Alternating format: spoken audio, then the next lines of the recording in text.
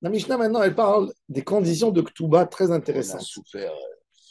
Il faut savoir que à l'époque, un homme, les hommes, ils avaient très peur.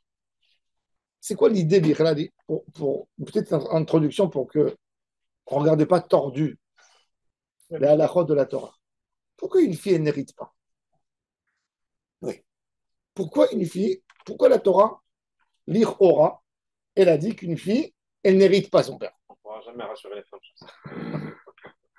Non, mais pour qu'on comprenne déjà nous. Ouais, mais On ne peut pas considérer ça comme un chok, Parce que, comme non, pour la vache rouge. parce qu'une fille, normalement, elle se marie. avec ça, Et les territoires, à l'époque, il faut savoir que. Non, après que ça, la vie commune des gens, la vie commune, la vie était commune dans les familles. Comme chez les Arabes aujourd'hui, quand tu rentres dans une ville, c'est des noms de famille. Il y a des quartiers. Tu sais que c'est la famille là-bas. Par exemple, je sais que quand les Juifs ont été expulsés d'Espagne, la famille de ma mère, ils sont venus, ils sont arrivés au début, Soussan, ils sont arrivés à Marrakech. La communauté ne les a pas bien accueillis. Ils étaient riches en Espagne, ils étaient forts. Et ils leur ont dit non. Donc, ils sont sortis de Marrakech et la famille s'est partagée en deux. Une partie de la famille est partie à Debdou et une autre partie à Beni Mellal. Ils sont restés à Beni Mellal pendant 450 ans. À Beni Mellal, la moitié de la ville, c'était Soussan. Ouais. La moitié de la ville, c'était Soussan. Et ils se mariaient qu'entre eux. Très, très blancs de peau. Et ils ont dans les yeux, comme moi, des petits yeux. Et, et ils se marient qu'entre eux. Mon grand-père, c'est le premier Soussan qui s'est marié avec une fille qui n'était pas Soussan. Ses cousins, ils ne sont pas venus au mariage. non. Ah, il m'a fait la tête. Ben oui, ils ne sont pas venus au mariage. Ils étaient vexés. Ils étaient vexés. Et pour eux, c'est le premier qui a cassé la tradition. La tradition. Et donc, c'était des familles. Donc, les patrimoines, tout restait dans la famille. C'était l'idée que ça reste en famille. Quand ta fille, elle passe dans une autre famille, ça veut dire qu'elle va prendre déjà ton argent à toi, surtout tes terres des tribus, qui étaient attribuées aux tribus, les terres. Parce qu'il y a un homme, tribu Yehuda. Sa fille, elle va se marier avec un garçon de Yosef. Dans la tribu de Yehuda, c'est Jérusalem, la région. Alors, imagine-toi que ce gars, il a deux enfants, deux garçons et une fille, et il possède 150 hectares. Eh bien, sa fille, elle va venir avec son mari qui est Yosef. Elle va prendre 50 hectares au milieu de Yehuda. Et lui, il va. Et chez eux, ils voyaient ça très mal. Pour éviter les conflits, ben, la Torah, elle dit de toute façon, la fille, elle va être mariée. Son mari, il possède des terres de ses parents. Donc, elle suit son mari. Rien que dans le cas, et c'est pour ça qu'il y a eu un ridouche dans la Torah par rapport à Tzlofrad, que lui n'avait pas de garçon, n'avait pas de garçon, que la Torah, elle a dit, les filles, elles héritent, parce qu'on aurait pu penser qu'elles n'héritent pas, pour ne pas que les terres, elles vont chez d'autres tribus. Et ça aurait pu monter normalement aux frères du père. La Torah, elle a dit non, on leur laisse, mais Moshe Rabbeinu leur dit, je vous recommande d'épouser des garçons de votre tribu, justement, pour l'idée de garder les terres dans la famille. Ça, c'est l'idée. Mais on le voit dans la Torah. C'est pas moi, j'invente rien du tout. C'est écrit dans la. J'ai pas donné une logique. C'est écrit dans. Cette logique, elle est dans la Torah. Ça, c'est l'idée. Maintenant, si, alors, il y a fait mode, à l'époque de Chachamim, ça a changé. Déjà, tous les tribus étaient. Alors là-bas, il y avait beaucoup de femmes. Elle dit, moi, j'ai envie de gâter mes filles. Moi, j'ai envie d'avoir le même système d'héritage, etc. Quelles conditions une femme, elle peut imposer à son mari? Déjà, les filles, pourquoi les gens y regardaient moins bien, pas moins bien, d'une autre manière, les filles? Parce qu'ils disaient, les filles, elles vont se marier. Elles vont rien laisser ici. Alors maintenant, regardez notre Mishnah.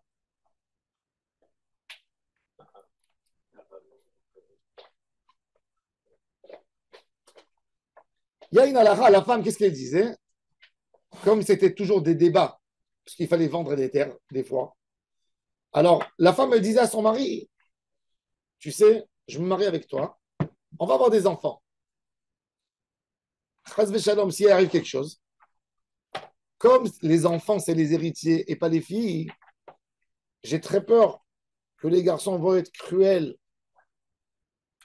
avec leurs sœurs et ils ne voudront pas les nourrir. Donc, je te demande d'écrire dorénavant dans la Ketouba que tout enfant ou toute fille que j'aurai avec toi, tant qu'elles ne sont pas mariées, je prends l'argent, je peux vendre les terres, je peux tout faire pour les marier, pour les nourrir, les loger, tant qu'elles sont célibataires.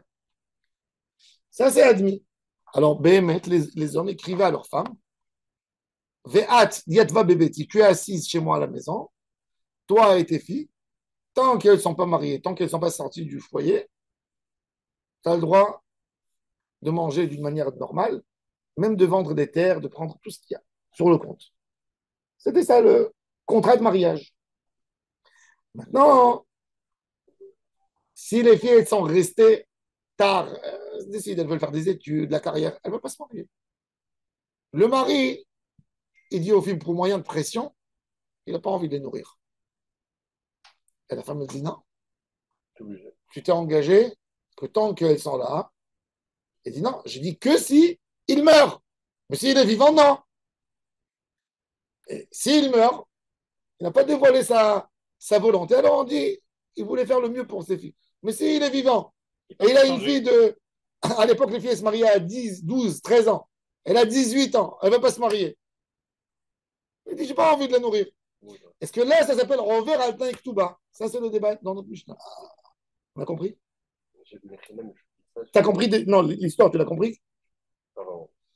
Le mari, il écrit à la femme, pour éviter des problèmes après son décès, que s'il laisse des filles à la maison, même si elles ont plus de 12 ans, les frères ne peuvent pas prendre l'héritage, prendre les terres, tant que les filles n'ont pas été mariées, parce qu'il faut assurer le quotidien des filles. C'est la femme qui décide, qui prend la main. Ouais, hein?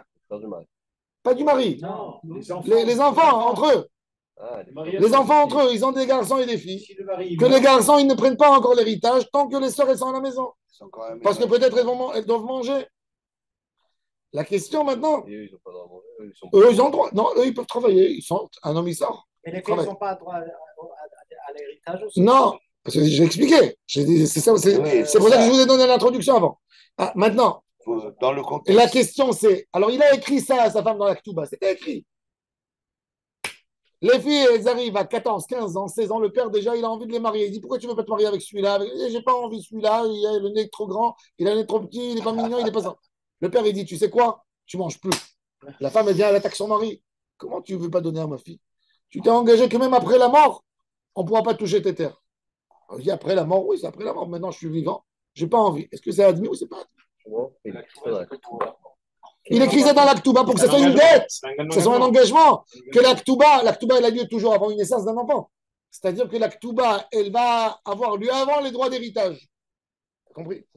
C'est un chèque. C'est un cas de figure avant sa mort. Hein? C'est pas Avant que les ses enfants s'en aient. Et les filles, Avant elles que ses veulent pas se enfants s'en marier. aient. Ça veut dire que c'est une dette. Tu voulais poser une question? Non, mais en cas de divorce, rétroactif, depuis le moment du mariage, les biens sont hypothéqués. Non, c'est pas que le divorce. Il a raison. C'est aussi les conditions. Non, oui, mais c'est des Il doit les d'accord. nourrir. Mais il a raison. Mais en cas engagement. de divorce ou en cas de décès, la femme, elle peut hypothéquer tous les biens du mari. Elle reviendra en arrière jusqu'au moment du mariage. Ça veut dire si durant le mariage, par exemple, le mari possédait une terre, il a vendu. 10 ans après, la femme, elle est devenue veuve. Et le mari, il n'a rien laissé comme héritage. Eh ben, la femme, elle va se retourner sur le dernier client qui a acheté la terre, elle va lui prendre. C'est comme ça. Toujours les gens, à l'époque, quand les gens ils achetaient une terre, ben, il faut savoir que le gars, il est marié, ça coûte moins cher parce qu'il lui dit, tu me rassures sur l'Aktouba. Alors, si le gars, il est riche, il dit, voilà, regarde, j'ai pas au prochain de l'argent, t'inquiète pas, j'ai encore des terres, j'ai d'autres terres. Alors, un homme, il n'achèterait jamais une dernière terre. Pourquoi? Il prend un risque. Exactement. Il n'achètera jamais. Il va lui dire, il va lui dire, montre-moi le montant de l'Aktouba d'abord. Montre-moi le montant. Oui, c'est ça. Et il peut demander? Bon, oui, il va lui dire, montre-moi ton montant. Combien tu as donné? Il voit 1 million, il voit $1 million, il dit, j'achète pas. Ce terrain, il vaut moins qu'1 million. Ouais, Elle risque de me le prendre. C'est comme à la banque. Oui. Tu veux acheter quelque chose. Tout était par par les gens, ils calculaient. C'était ça le cadastre. Les gens, ils allaient. Les revenus, tout ça. L'homme, il allait, avant de faire quoi que ce soit comme affaire, avant, il n'y avait pas de cadastre. Tout était enregistré dans les livres du Beddin de la communauté. Il tapait le nom du monsieur, il demandait le nom du monsieur, ils ouvraient les trucs. Est-ce qu'il avait fait ici des actes de vente? Est-ce qu'il a fait ici? Je veux savoir tout. Et il faisait. Et c'est ça l'histoire de col et tout ça. Bon, ça, c'est le din de la Mishnah. Alors maintenant, regardez la Mishnah. Ha'av eno hayav bimzonot bito. Alors, le Gemara va dire, on va voir depuis quel âge jusqu'à quel âge il doit nourrir ses enfants par obligation. Est-ce qu'il y a une obligation de nourrir ses enfants, Bichlal? Où c'est écrit dans la Torah qu'il faut nourrir ses enfants? Est-ce qu'il y a besoin de l'écrire? Oh, tu vas dire, est-ce qu'il y a besoin de l'écrire? Ouais, mais jusqu'à quand? Quel niveau? Quel niveau? Quel niveau? C'est une question redoutable, regarde, mais il a tu raison. habites avec tu as décidé d'habiter avec ta femme. Je donne un cas extrême. Tu as décidé d'habiter avec ta femme à Bombay, à Mumbai. D'accord? Ton fils est né, petit prince, tu l'habilles quand il arrive à 3 ans. Jusque-là, tout va bien, tu achètes les habits. À 3 ans, tu vas l'inscrire avec ta femme, tu vas à l'école et tu vois tous des Indiens, des hindous, tous des hindous. Et tu dis, bon, ta femme me dit, même pas en rêve, je ne mettrai pas mes enfants. Où tu as envie de les mettre? Je vais les mettre dans les écoles de consul, où ça vaut $2000 par mois. Je ne vais pas les mettre avec des hindous.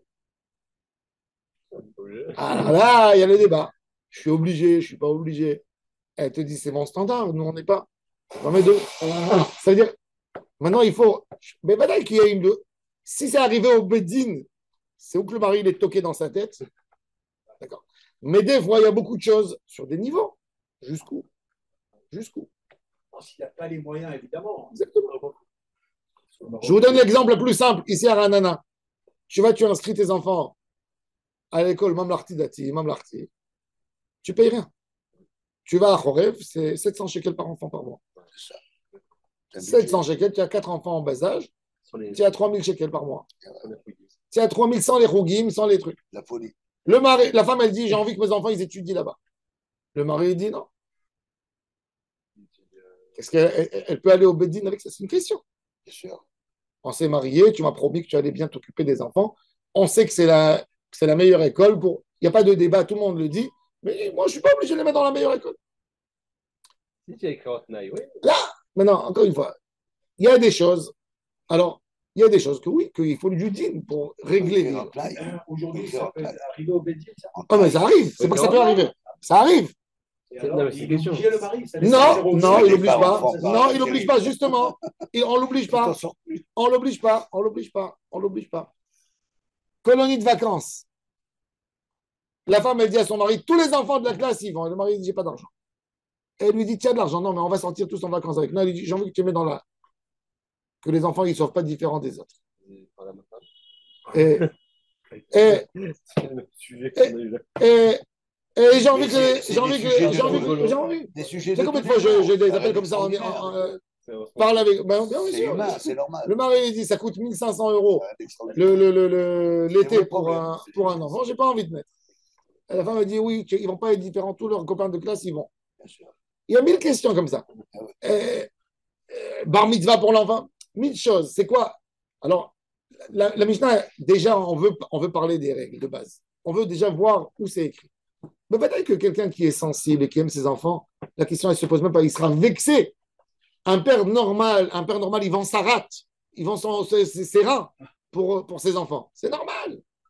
Mais on a envie de mettre le din dans les cas de conflit. Où ça peut arriver beaucoup, malheureusement, dans les divorces.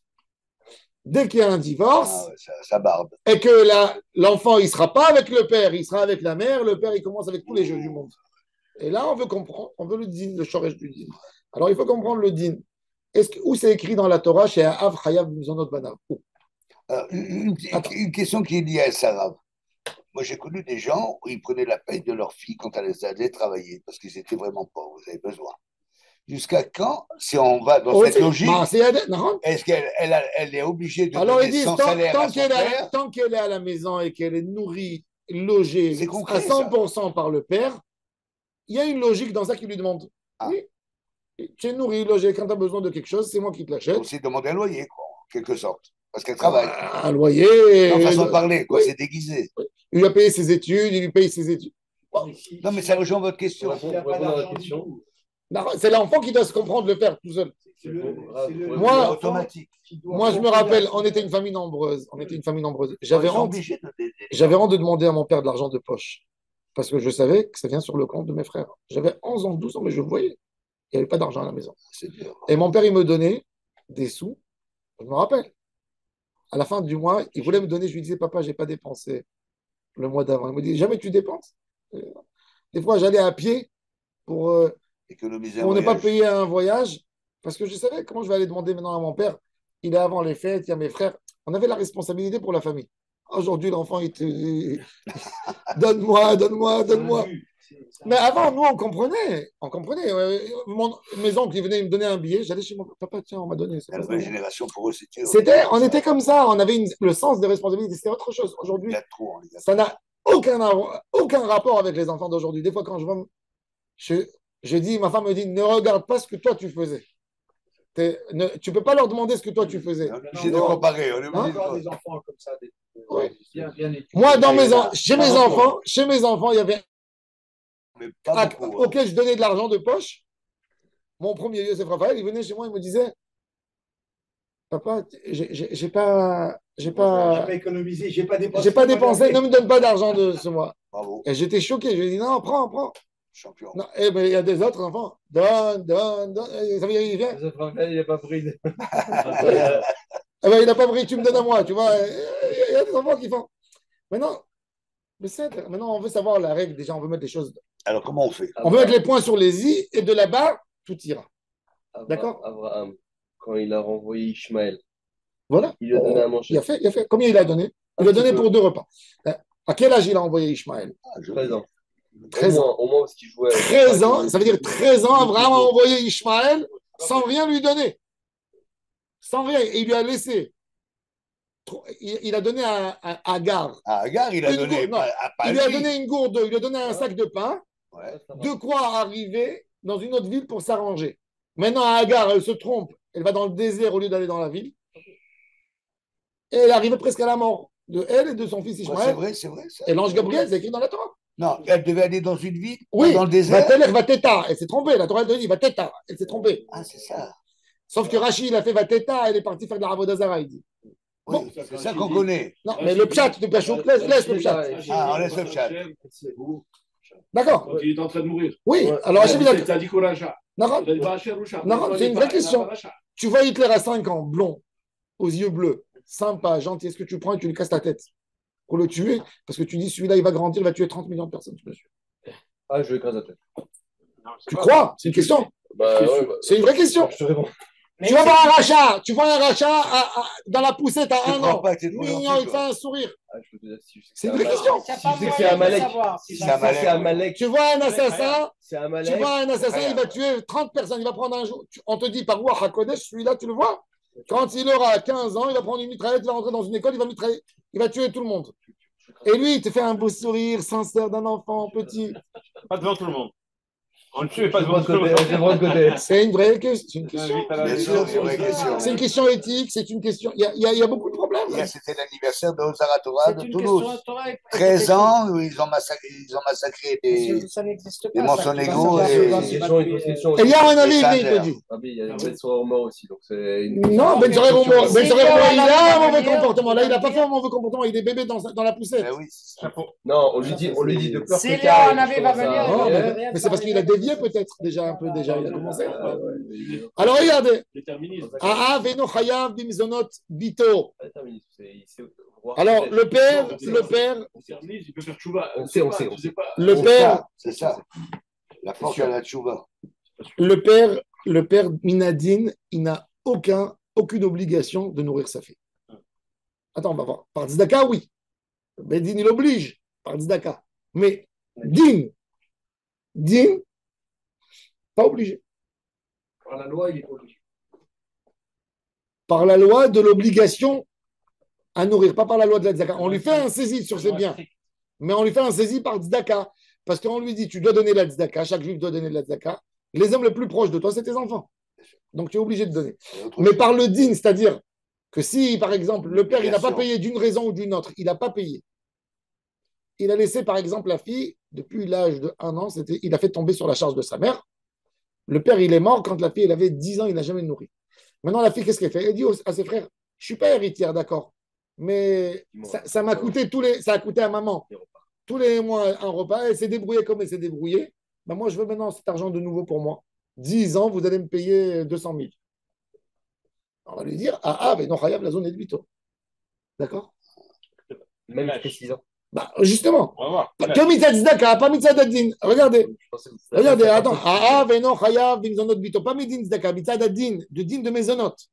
Ze midrash darash Rabbi Elazar ben Azaria, lifnei Chachamim, bekerem beyavne. Ça veut dire le jour où il a été nommé intronisé. Qu'est-ce qu'il a dit? Regardez la dracha. Habbanim. Regardez la catastrophe qu'il met au Beth Midrash. Ça veut dire, il lance une idée. Il faut savoir un peu le contexte. C'est Rome qui domine. D'accord? Elle a une grande influence. Des ennemis de partout. Rome, ça veut dire il conteste la loi romaine devant tous les Chachamim. Il lance le débat. Le jour. C'est aux Romains de payer. Les Romains, ils donnaient garçons et filles. Alors il dit Abanim Yireshu Ve'abanot Yizonu.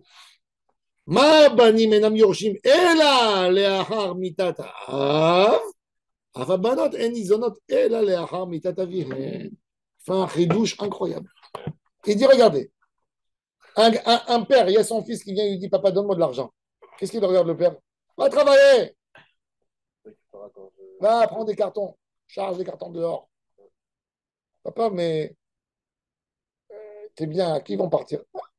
Après ma mort, vous allez vous débrouiller. Alors il dit, pareil, de cette manière. Maintenant, qu'est-ce que la fille, elle cadeau de son père? C'est qu'après son décès, le Bédine va dire, cette fille, elle ne va pas faire la manche. Elle va être nourrie par les biens du père et personne des frères touchera les biens tant que la fille n'est pas mariée. Attends, de la même manière que les garçons ont le droit d'héritage que après la mort des parents, de cette même manière, la fille, elle n'a aucun droit d'argent du père de Mésonote qu'après sa mort. C'est Mésonote. Ça, c'est déjà la dracha de Rabbi Elazar ben Azaria. On est dans le quoi, on n'est pas dans le pourquoi. Attends, on est dans le quoi, il faut comprendre. Le din, on l'a compris? Maintenant, on va voir, attends, la Gemara va essayer. Je peux juste poser une question? Oui. Il me dit qu'elle va être nourrie après sa mort, oui. Mais durant son vivant, il n'a pas de triouf. Il a un triouf après la mort, il n'a pas de triouf. De la même manière que l'héritage. Est-ce qu'un fils, il peut venir chez son père et lui dire donne-moi sur le compte de mon héritage? C'est incroyable, mais c'est donne-moi sur le compte de l'héritage. Qu'est-ce que le père il fait au fils? 2 gifs. Et lui dit je t'ai déshérité. Rabbi, j'ai compris la dracha. La dracha, je l'ai compris. Mais ce que je veux dire, c'est que si on dit le père il dit pourquoi c'est pas chavé? Attendez. Le mahal. Du quotidien. C'est d'accord. Le père va dire moi après ma mort, j'ai pas envie qu'elle fasse la manche, mais pendant ma vie, je veux qu'elle fasse la manche. Non, je suis là pour la protéger. Bah justement, la manche. Non, je suis là pour la protéger. Quand elle fait la manche, je suis là pour la protéger. S'il y a quelqu'un. Bah oui. Je suis là, les gens ils auront peur. Parce que je suis là. Elle dit Doresh aussi. Doresh aussi. Ça tient pas. Regardez Rashi Akadosh. Attends. Veno Chayav. Bimzonot Bito. Bachayav ou Bagbara Mefaresh Amay Nakat Bito. Pourquoi Bito? Même Beno. Il croira même Beno, c'est pareil. Beno, il a les épaules. Non, mais même mais Beno, quand il a 3 ans, c'est pareil. La Gemara va poser la question. C'est que la fille et pas le garçon. Même garçon. On va voir, c'est Mitzvah Tzedaka. La Gemara va nous donner après les règles d'obligation. Il y a une obligation morale. Obligation morale, ça ne ressemble pas à une obligation d'argent. Une obligation d'argent, il y a des lois d'hypothèque, des trucs. Morale aussi. Non, est-ce que Tzedaka, Bedin, il peut hypothéquer? Non, Bedin, il peut dire à tout le monde, on le met en édouille tant qu'il n'a pas donné la Tzedaka, mais il ne peut pas lui prendre d'argent. Tzedaka, une charité, tu ne peux pas. Prends par force. Pour de la charité, un juif n'a pas donné sa charité, n'a pas donné, est-ce que le Bedin, il peut lui prendre? Il peut dire, n'adressez pas la parole à cet homme tant qu'il n'a pas fait ce qu'il faut faire. Mais il ne peut pas saisir un bien. Non. D'accord. C'est ça la différence. Alors, d'ailleurs, Si tu as cette responsabilité Mais après la mort, responsabilité- comment ton âme va reposer voilà. ah, avec la Kadosh Baruch Hu après, on va le gérer. Non, mais le Ben Ouais, il fait des ton enfants. âme Il est va- conscient va- des va- responsabilités. Mais Attendez, on est dans le quoi, on n'est pas dans le pourquoi. Attendez, la Mais Gemara va je poser. parle pas de- même pas de Je suis pourquoi. d'accord avec vous, je rajoute encore des questions. Mais c'est, je suis en train de parler. On est en train de voir, il y a les lois. Mais la Il y a- loi, elle fonctionne de ça. Non, non. T'as un code civil. Tu fais un enfant, tu as une responsabilité. Le code Qu'elle soit civil, capable le- de se nourrir. Non, le C'est un code code. civil, sa mère, elle peut sa maman, elle peut lui donner à téter. Que la mère, elle mange des herbes, ma baya. Moi, je suis obligé de nourrir ma femme. Si je la nourris, elle a du lait. N'est-ce pas? Elle a du lait. Si il a du lait jusqu'à 2 ans, il marche. 6 ans. Il marche à 2 ans. Il marche. Non. Après 2 ans, on se débrouillera. D'accord. Oui. Non, de 2 à 6. 6. Pourquoi tu as décidé 6? Pourquoi pas 7? Ouais, ça à 6. Pourquoi pas 10? Ouais, 6 à 10. Pourquoi tu as inventé 6? C'est quoi le chiffre 6? Parce que vous l'avez dit la dernière fois. D'où il sort? Ah, parce que j'ai dit. Parce qu'il est capable de. T'as décidé à 6. Ah, parce que c'est la Renault. Tu sais, C'est l'âge de On a vu pendant la guerre qu'à 6 ans, il pouvait se débrouiller. en Inde, dans des villages, le père, quand il a le fils qui a 3 ans, il apprend, il le met déjà dans un atelier, il commence à faire des lacets. À 3 ans, il travaille, déjà. Il fait des paniers en osier. On lui apprend. 4 ans, il travaille. Va, regarde en Inde. Va. Regarde combien d'enfants en Inde, ils font l'aumône. C'est la misère noire dans ce qu'il dit. D'accord. Maintenant, le père, il y a ta responsabilité de la Torah. Mais on veut déjà comprendre d'où elle vient l'obligation. Il y a une obligation de mammon, une obligation de tzedaka. Il y a une manière de. Un homme, il doit mettre des tefilines, oui. Il doit mettre. Est-ce que je peux l'obliger d'aller acheter les tefilines? Non. D'accord? Je peux l'obliger? Un homme, il a besoin de construire une souka. Je peux l'obliger d'aller acheter une souka? Non. Non. C'est ça la question. 99,9%, la question ne se pose pas. Mais on parle du dîme. Le père, il n'a pas pu d'une raison ou d'une autre. Le père, il était Non, mais c'est une vraie question. Le père, il était handicapé. Le père était en prison. Absolue. C'est tout Un absolu. homme, c'est très simple. Un homme, Jusqu'où? il voyage, il n'a pas dit comment nourrir ses enfants. Et il a voyagé. Est-ce que la femme, elle peut prendre son terrain et vendre pour nourrir les enfants? On lui dit non. Non, il n'a pas dit. Il n'a pas dit. Pourquoi il n'a pas dit? Il voulait que tu vas avec les enfants, que tu fais la manche. Pour une tzedaka, on ne prend pas. Parce que il a des enfants, par exemple, du premier mariage. Les enfants du premier mariage, ils sont déjà grands. Ils vont te dire, attends, tu touches nos terres? Non, on ne veut pas. Il y a des questions. Un homme qui a une bigamie, il est marié avec deux femmes. Il s'est marié, Bobo. il s'est marié à l'âge de 20 ans à 40 ans.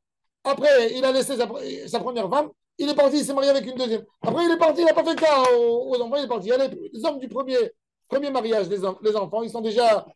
Ils disent non, attends, le papa, il a disparu, il ne vient pas ici. Tu ne touches pas les biens, on est héritier. On va partager après. On n'a pas envie de nourrir. Nous, on n'est pas obligés. Il y a des choses qui se passent. Comprenez? C'est pour ça, c'est ça ce qu'on a envie de définir. Pas forcément un père méchant, on n'est pas là pour définir le père méchant ou pas. Il y a des cas où tu affrontes l'obligation contre un droit d'héritage, contre d'autres droits. Alors tu veux savoir, est-ce que le père, il est obligé? Je n'ai pas besoin de dire, comme il a dit, Marc, il a dit, c'est des choses qu'on n'a même pas besoin d'expliquer. C'est ça. Mais la question se pose quand on arrive à une réalité, à un conflit. Qu'est-ce que tu fais? Dans le concret. Il y a des hommes Mais qui se venger de la fin d'un divorce. Même pas pour se venger, laisse non, la même vengeance. pas, même pas ça. Il a 2 femmes, il a la bigamie à l'époque, Mais il non, est parti, il n'est plus là. Il y a les premiers enfants, il dit ne touche pas à notre héritage futur. On ne sait pas ce qu'il fasse avec le père, ne touche pas notre héritage. Il n'est pas obligé, papa. Tu veux faire la belle vie, il faut courir avec les conséquences. D'où Rabbi Lazar Ben Azariah a sorti cette assertion. Alors, j'ai fait, la Gemara va parler. Alors, déjà, on va bien. voir. Zemidrash Darash Rabbi Elazar Mais Ben Azariah. pourquoi Bayom savoir Sheminu Nasi Bekerem Beyavne. Pourquoi cet endroit il s'appelle Kerem Beyavne? Kerem. Parce que les rabbins ils étaient assis comme dans une vigne en rangée. Ayu Yoshvin Shurot Shurot Kekerem. Abanim Yireshu Ve'abanot Izono. Alors écoutez ça. Shte takanot tiknu bedin. Rachid nous donne une introduction. Shte takanot tiknu bedin בתנאי כתובה. הבנים ירשו כתובת בנין דיכרין, נתנן במתניתין, בדין דיכרין, דיהבין לכי מיני, אינון ירתון כסף כתובתך, יתר על חולקרון. דהי מחון. Un homme, il s'est marié en bigamie, 2 femmes. La deuxième, elle dit à son mari, si tu m'aimes, je veux encore un avantage pour mes enfants. Quel avantage? Elle lui dit que si elle meurt, eh ben, sa ketouba, c'est pas lui qui va hériter. L'engagement, il restera, il partira pas même à sa mort, et il passera à ses enfants, à elle, plus leur part d'héritage. C'est-à-dire, le gars, il avait 5 enfants du premier mariage. Il va avoir 5 enfants du deuxième mariage. Et lui dit, les 5 du deuxième mariage, ils ont tout est bien en partageant 10, plus l'obligation de la ketouba, que tu déduis de l'héritage des 5 premiers, et tu donnes aux 5 derniers. Elle peut faire ça? Oui, elle peut. Ça, c'était une des conditions. Une femme, elle avait le droit. Elle veut qu'il privilège. Elle dit, tu me donnes ma ketouba, moi, j'ai pas envie que ma ketouba, elle saute. Moi, j'ai pas envie que toi, tu hérites ta ketouba. Je veux qu'elle passe à mes enfants. Elle a le droit. Naïbeddin. C'était écrit à l'époque, dans la ketouba de l'époque. Aujourd'hui, on n'écrit pas. Mais avant, c'était écrit dans toutes les ketubot. Jusqu'à il y a 150 ans, c'était écrit. À part ça, deuxième condition, c'est ça, إنه يدين كذا كتبت يترى الخلقيون دايم أخوان داين وبنين يرشوا كتبت بنين دخين وكمان بيشتغلين فرشين ما هي והבנות יזונו. C'est quoi הבנות יזונו? בנן נוקבן דיי וילכי מיני, אינון יהוויין ידבן בביתי ומצדנן מנכסי עד אתיב גרון או עד אתילקחון לגוברין. Deuxième condition qu'elle lui est obligée à mettre dans sa ketouba, elle lui disait que si elle meurt et elle n'est pas là pour protéger ses enfants, les filles, alors les filles, elles doivent rester à la maison. Il ne peut pas les envoyer dans un internat ou dans un orphelinat ou dans quoi que ce soit. Et elle se nourrit et elle mange de ses biens jusqu'au moment où elles deviennent boguerettes, elles deviennent indépendantes, elles sortent de la maison, elles arrêtent, ou qu'elles se marient. La femme, elle voulait protéger ses enfants.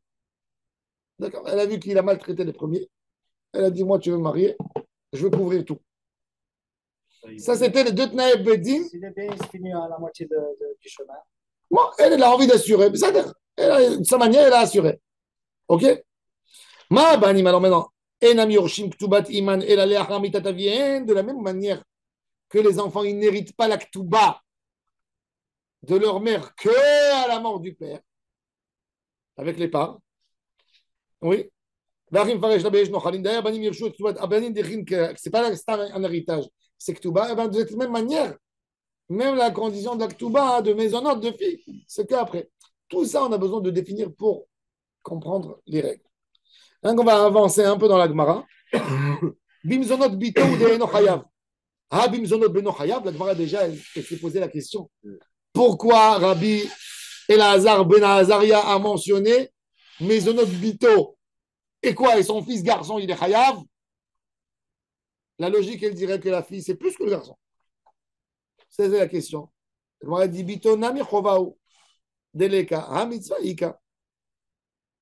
Alors, il dit la fille, c'est pas une chova, mais c'est une mitzvah. D'accord? Alors la Gemara dit Mani matnitin, lo Rabbi Meir, lo Rabbi Yehuda, lo Rabbi Yochanan ben Beroka. Tetanya, mitzvah lazun tabanot, kal vachomer labanim, da'aske batorah divre Rabbi Meir. Rabbi Yehuda Omer, mitzvah lazun tabanim, kal vachomer labanot, mishum ziluta. Il dit, alors il y a un premier, il a dit mitzvah de nourrir les filles, et à plus forte raison, les garçons. Pourquoi? Parce que les garçons étudient aussi la Torah. Et l'autre, il a dit mitzvah de nourrir les garçons, mais à plus forte raison les filles, pour ne pas les humilier, qu'elles sortent dehors, qu'elles arrivent à des mauvaises conséquences. Troisième opinion, Rabbi Yochanan ben Broka Omer, Chova lazun et abanot le'achar mitat aviem, aval bechaye aviem, elu va'elu enam nizonim. Rabbi Yochanan ben Broka, lui, il dit, c'est pas mitzvah, c'est chova. Après la mort du père, les filles, par défaut, il n'y a pas de partage de Ktuba. Elles mangent. Tant qu'elles n'ont pas grandi, tant qu'elles ne sont pas arrivées à 12 ans et demi, tant qu'elles ne sont pas mariées, elles mangent. Les garçons, ils veulent la Ktuba, on veut partager, chacune prend. Non. D'abord elles.